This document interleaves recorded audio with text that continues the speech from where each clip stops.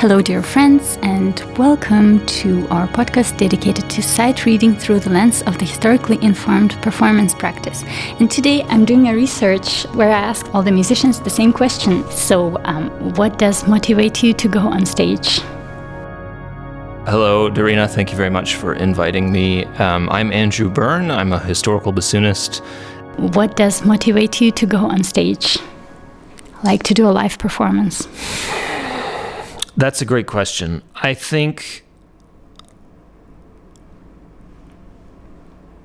don't know if this is the answer, but I would say that what is a great privilege for any of us as musicians today, and I think probably is a motivator. I don't know if it is the main motivator, but I don't think we realize, even compared to 10 years ago, how much a privilege it is to walk on stage and for even a 2-minute performance, how lucky we are to have however many people there are in the audience give us their full attention.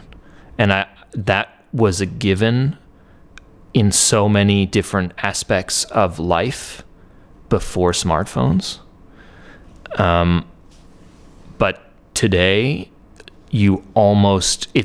the concert space is almost the only space left where it's sort of taboo to take out your phone. And I hate to say it, probably a movie is the only other place, or maybe a theater, but I don't know if there's really any space left where it's sort of unacceptable to take a phone out and just not really pay attention. And I haven't realized until recently how disruptive and destructive it is for it to be acceptable, even on a one-on-one, or if you're like with a group of friends, even 4 friends, that one person may have their phone out at any given time. And I don't want to say I think there is going to be a reaction to that from the sense of our children. I think we will all, our generation, are going to stop our kids from having smartphones. I think that's how I feel personally. Certainly my kids.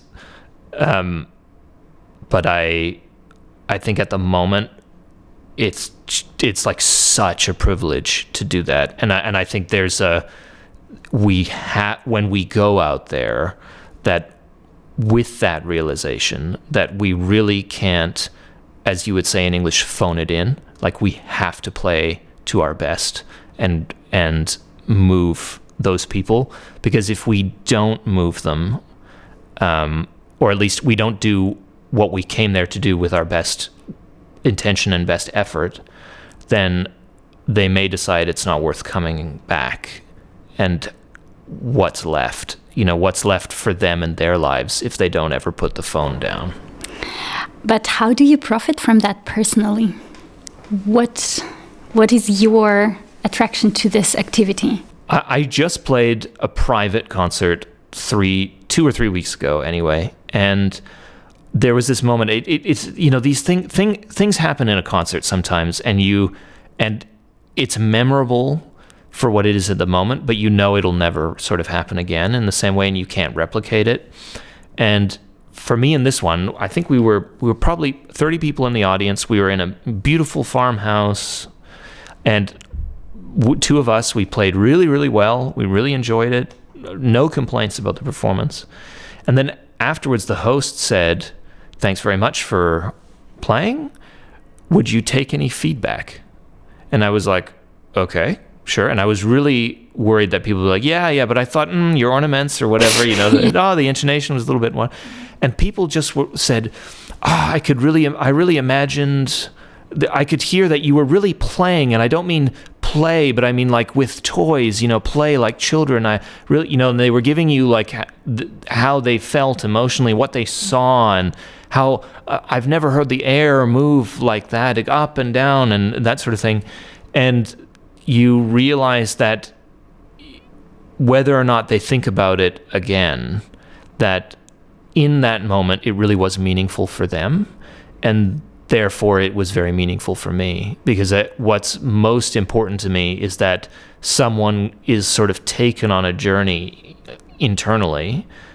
But at the end of it, you realize that was a group activity, and everybody there actually, I didn't know this going into it, but they all had known each other for 40 years, most of those people.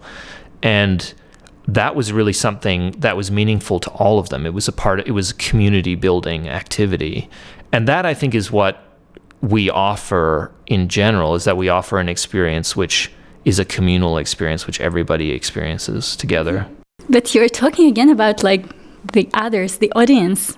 But how does it warm up your heart? But that's like, what I mean. Yeah, I'm saying okay. that experience, to know that you're the focal point of an activity which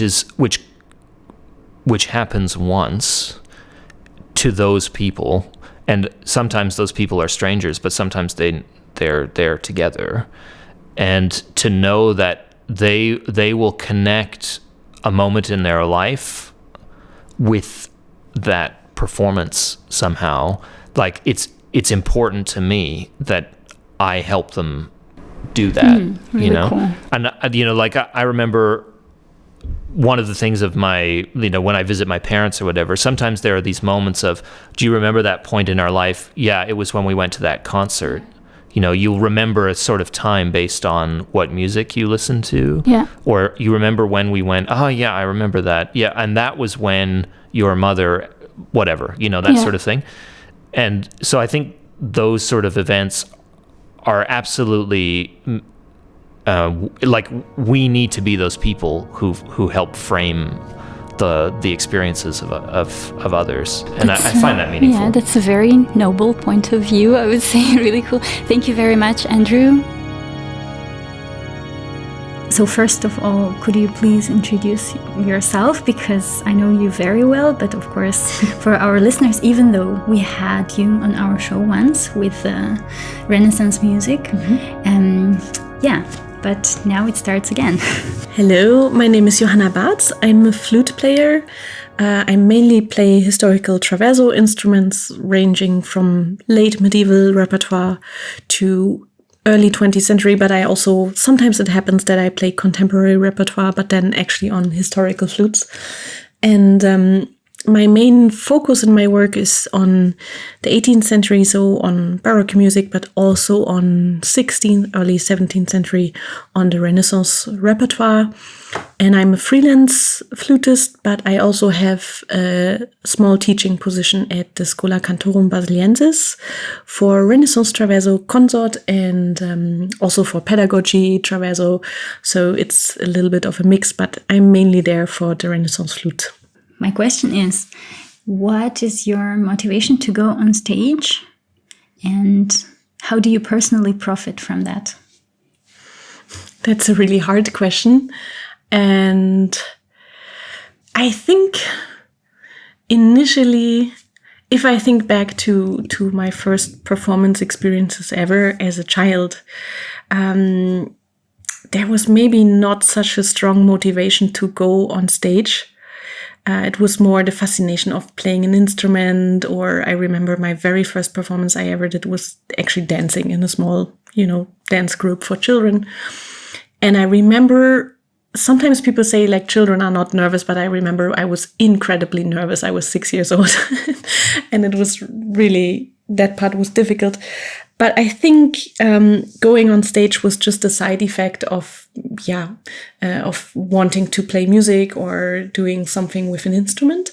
And then, the being on stage part and performing for an audience had to go along with it. But initially, that was never my motivation, to play an instrument. And then the question is a little bit like, where's that motivation now? Or what is that motivation? And to be honest, it took me a while in my own biography, I would say, to develop or to understand if there's a motivation to go on stage. Because to be honest, naturally, I'm very nervous going on stage. And for me, there was even a time in my life where I wondered if I could become a professional musician. It was when I was 19, 20 years old. And I didn't have a lot of pleasure going on stage just because of this nervosity aspect. And what kept me on the stage nonetheless was mostly the aspect of communicating. And this comes in different forms. So one element of communication is, of course, between the musicians when you play in an ensemble. That's just this immense pleasure of like communicating with each other and creating something together. And one aspect that came a little bit later to me was this idea of, or just realizing that it's also about communication with an audience.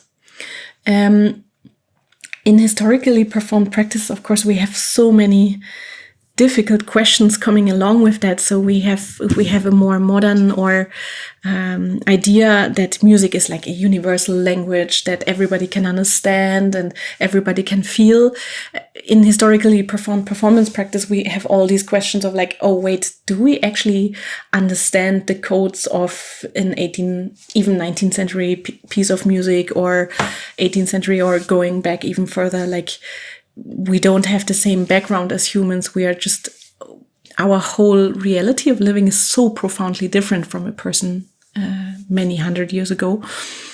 And are we able to transport something nonetheless through the music? So this is something we have to deal with, and there's no answer. I think there are many answers and many approaches to this topic, but I would like to leave this out because it's so complex. But in general, what I find very fascinating and gratifying is that in the moment you are on stage, be it alone or in an ensemble, there's a room full of people and everybody listens to the same thing. People don't argue. And just this, I love this moment when you sometimes, when you have a moment where you don't have to play in the concert and then you have time to look into the audience and you just see the faces of people. And what I find really beautiful is that no matter what the people do or who they are, in some moments they just lose this daily life mask, like all our preconceptions that we have, or our thoughts, our worries, everything that shapes very much how we go into contact with the world. It just, you see a bit more through to the people, because, and this is one of my favorite moments, when you just realize the people are really there in this moment, or maybe they are in their own thoughts, but people are somehow calm and they have a space to think. And what I find really fascinating is that if you play music on stage, if you play something on stage, it can arrive completely different if you play something for 3 different persons.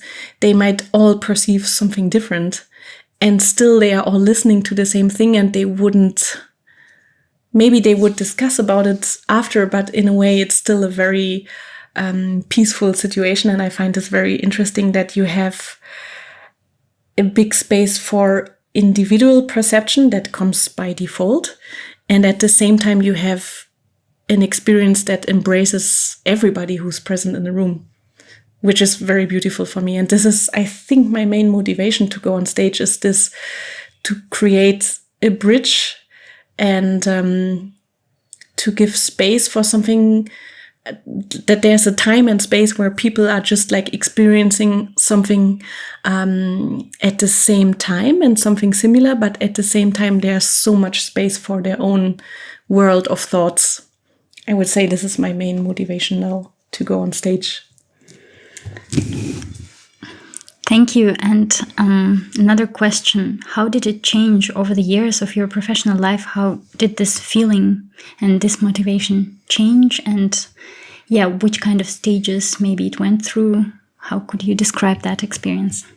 Yeah, I think it came more, in the beginning it came from almost a sort of, it's hard to describe. I think I didn't have this motivation very clear. It was something that happened a bit like instinctively or somatically, that I just felt like, okay, there's something happening in the room.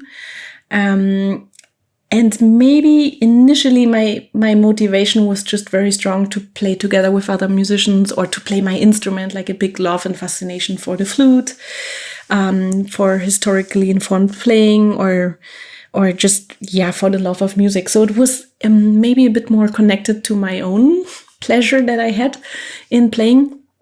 And the way it changed over the years was to realize more and more, we play for an audience.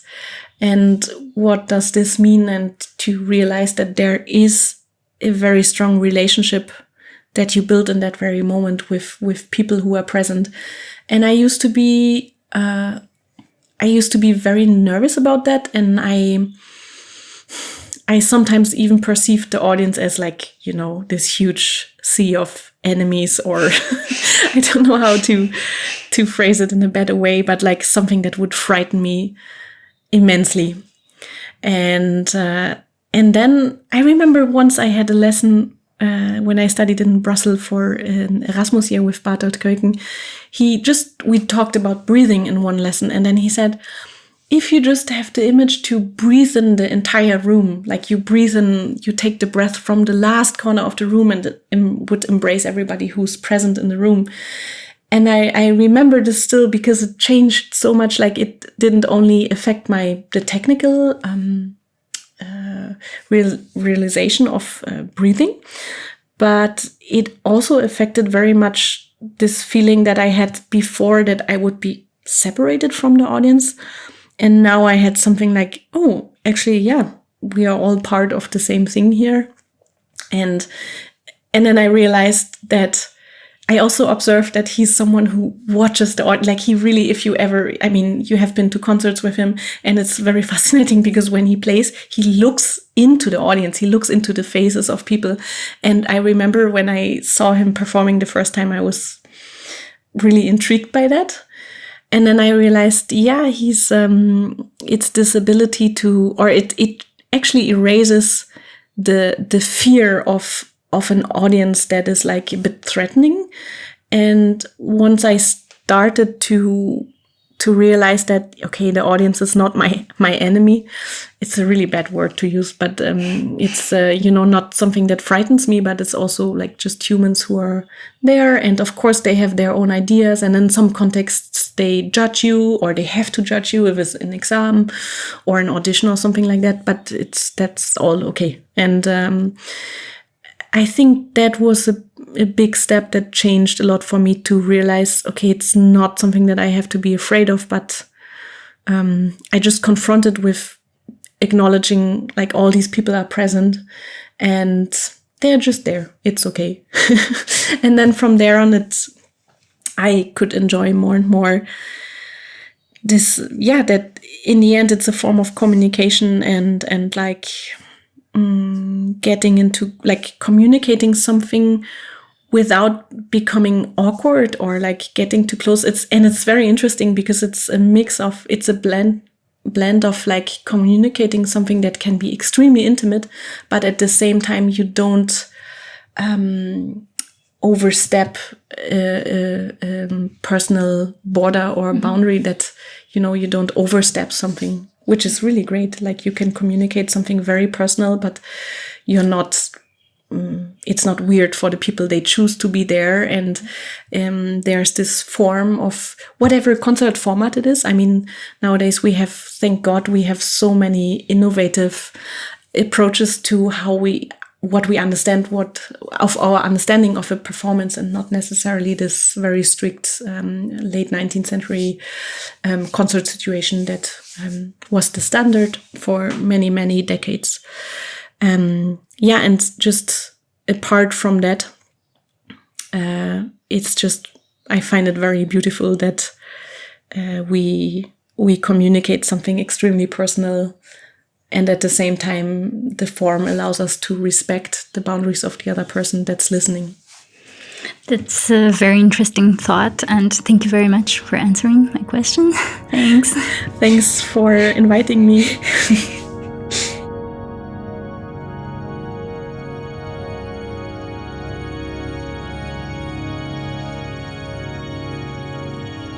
I'm very thankful that you're here. Thanks, Dina, for coming. Could you please tell about yourself for our listeners? Hi, I'm also happy to be here. Thanks. Well, I don't know what to say. My name is Dina. I was a musician, that's why I think we know each other. But in the past years, I changed my profession. I'm doing like a little research among musicians and my colleagues and friends. And I ask always the same question. I think nowadays for you, maybe it's not that relevant, but maybe before, or maybe if you would go on stage now, you could answer this. What does motivate you to go on stage? It's interesting. I think one of the things that I also got interested a lot the past years was in philosophy and psychology, and I just recently read an article that they describe what's the difference between motivation and will, so to say. I don't know, maybe in different languages it's... maybe in English I can't describe it so well, because in Russian it's like would be мотивация и воля. Mm-hmm. Okay, so that basically this. I think you asked me before, do I miss going on stage? I don't miss it either, because for me it was also, I liked being on stage, but I wasn't there. Like I didn't needed this moment of like, look at me and like listen to me. It's like I think so to say, I always appreciated the public, and what I did as a medium of music, of course, it was for the public. But if I miss something, I miss the process of this energy exchange between musicians. If it's good people, sorry. Because just the karma between some people is not working. There is no energy flow. I think general motivation is a very big topic in life. I think many things, they don't happen without motivation. But I have the feeling in music, like, when does the motivation comes from yourself, from inside? And when is it related to outer aspects? And I think, again, there's a topic of money, because sometimes you maybe say, I don't want to do this project, I'm not motivated, but I need the money. Mm-hmm. Or other times you are just like, okay, the money maybe is not so important, but just like this music, this thing is like, I always wanted to sing it. So it's always a difference between, does the motivation come from inside or from outside? But I think it's always changing, and it's normal, because now sometimes, not every worker also probably has a motivation from inside to just go, except for like being paid. But there are other days that the motivation comes very or bigly from inside of you. For me, it was always this. It was difficult to find motivation to practice, but I think I never had problems for motivation for going on stage, because this moment of giving something and the moment of being able to have this exchange of energy and this unique moment with other musicians, I think this was motivation enough for me to go on stage, so to say, or to do this job. But in the end, I think what absolutely killed my motivation completely, that there was so much around all this kind of process, not related to music maybe, that just killed the motivation for me completely. Mm-hmm. To do this, or to have this precious moment. So to say, for me, the weight was like so much going on the negative side, that all these beautiful moments, or this motivation that I had, or passion, I don't know how you call it, for music, it just, it disappeared. What would make you motivated to go on stage now? Is there a thing nowadays, like, that is not so negative, that will bring you on stage? Difficult, because I have the feeling, as I don't want it or I don't miss it, I think there's hardly anything that really would motivate me to go back on stage. I think, maybe it was I can imagine for sure that I made it very clear in my interviews and the way I appeared that I don't want to go on anymore. But it's like, also, you see how easily you get forgotten and how easily replaceable you are, even if people say, no, how can we do without you. Some months, it's good. There are many altos. It's okay. And it would definitely not be money, for sure not. I mean, the very little things that I was still doing in this past 2 years since I stopped, or jumping in for somebody, I really did it for people that are special to me, or special colleagues, or I don't know, like, friends, that I was really like, okay, I'm sure there are going to be this nice, so to say, beautiful energy and musical exchange again. Okay, there are maybe one or two pieces that I really loved singing the solo in. Maybe if people would ask me again, maybe I would think about it. Just there's again, just because of the factor of music. I mean, I loved to sing the solo in Handel's Messiah. I loved it, and especially because I got it to do many times with Andrea Marcon. I think if he would ask me again to jump in, I would.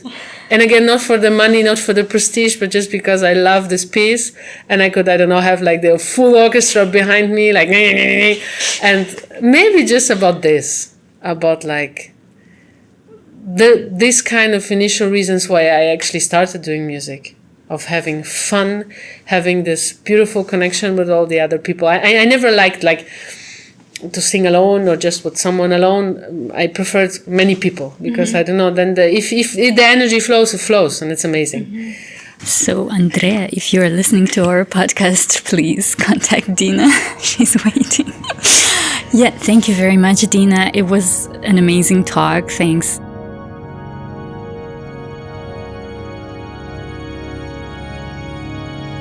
Hi, Darina. Thank you for inviting me. I'm Pablo Gigosos. I'm a traverso player as well, coming from Spain, but living here in Basel, where we actually, both of us, we meet in the Schola Cantorum, in the class with Marjantai. Thank you very much, Pablo, for agreeing to join our conversation. And actually, well, it's my research that I'm doing currently. And my question is, I ask the same questions all the musicians, all my friends and colleagues. What does motivate you to go on stage?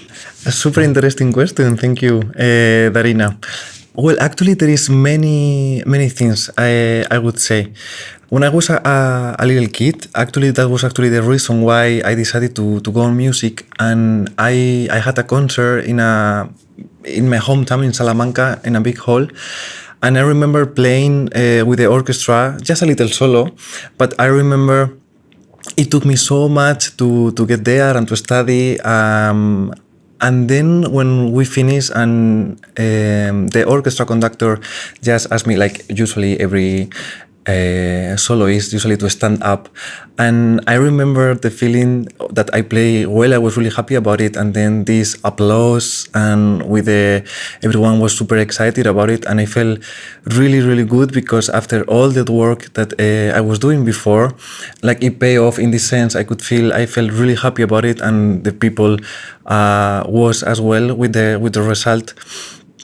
And that was, as a kid, one of the main things I decided that this is so amazing. I want to feel this all my life. And of course, this is connected with the affectos and with the expressions. Usually, that's why we are doing music. In my case, sometimes it's difficult for me when I speak with the people to really know what the people is feeling or they are knowing. For me, music in this situation is like a little oasis. I don't know if it's said like this in English. It gives me the space where I can try to express what I have inside myself in a easier way.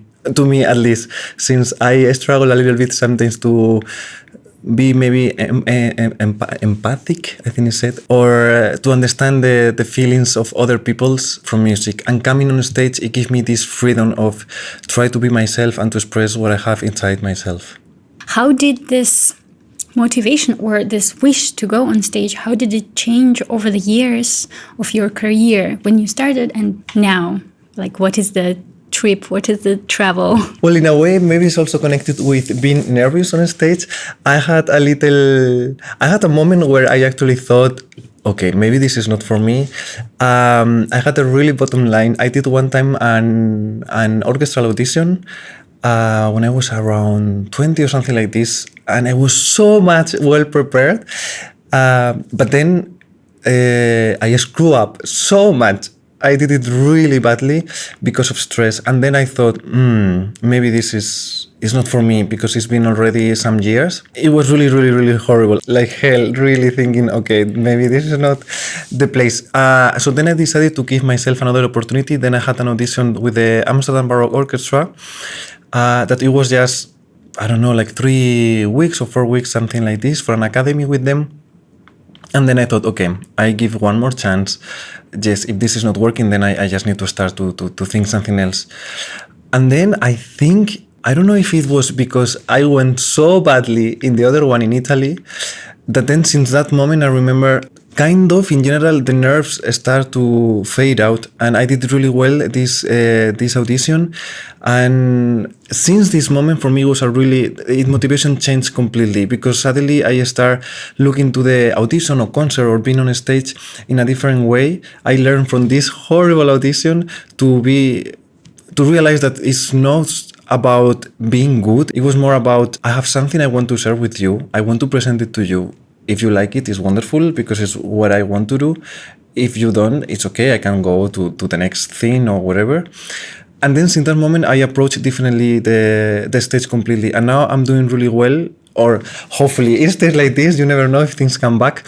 But yes, now I'm enjoying a lot being on stage. And since I'm with my ensemble, with Bartz, we are doing many concerts, and we really, I'm learning a lot from this. So the more you are on stage, and with my ensemble, we are really good colleagues. So of course, it changes sometimes if it's with people you don't know or people that you have really, really good feelings. And I have to say, I also learn a lot on stage to be with them, play together, to look at each other, to make jokes on stage. Sometimes we do improvisation as well. And it's always a different feeling, different moment in every concert. And this motivates me a lot to have concert and to be on stage. I enjoy a lot. You mentioned before about the empathy. So you mentioned this empathic aspect. How does it help you to connect with the audience, or why did you discover this issue of empathy, and how do you experience that on stage? I have to say, since I was a teenager, I struggle a little bit in this sense because, well, I am homosexual, and at home or in my surroundings, it was not so easy. Music, when I was playing at home, I find out myself many times just doing small improvisation on composition, and it was just about, I had a sad day because maybe something happened in school or at home with my family, and then I was really sad. So then I decided, okay, I just want to be alone. That was a good thing at my home, that usually they really like it that I study flute. So then every time I was on the flute, I was not bothered. And that was for me really like a sanctuary. Even sometimes I just wanted to be alone. I knew the only way to have this, it was just to be playing. In the moment that it was a flute sounding at home, I was just alone. Nobody disturbed me, because for my parents that was important, that I was just practicing. But I use a lot of this time to try to connect with myself and to understand what was going on. And for me, it was difficult to realize I was being sometimes attacked, or I couldn't understand the feelings of the other people with me. So I use a lot the music in this sense to try to discover it, to understand feelings, and to be with my own. I realize, I guess to you happens as well, that sometimes we do many concerts that is a service or things like this, and you just play normal because it's a job. You're maybe sometimes not super excited about the music or the job, and of course you play. It's fine, it's okay. But then I realize that it's difficult sometimes in this situation to really connect if you're not giving completely yourself. And I learned in my experience, or in my case, I try to imagine again to be in my little room at home when I was a kid, and try to connect with the emotion inside myself, to tell it to the other people while playing. And I like it's a little sad in a way, no? Because sometimes those feelings, when they come back, they were not always happy feelings. But I have to say that I learn a lot from it, and can be back to this stage. Thank you very much, Pablo. A very interesting answer from you, that you are also reconnecting with yourself on stage, and it's an important process. Yeah, and it's a very intimate and very individual Completely. process. Yeah. Thank you very much. Have a nice day. Bye. Thank you, Dina, for having me.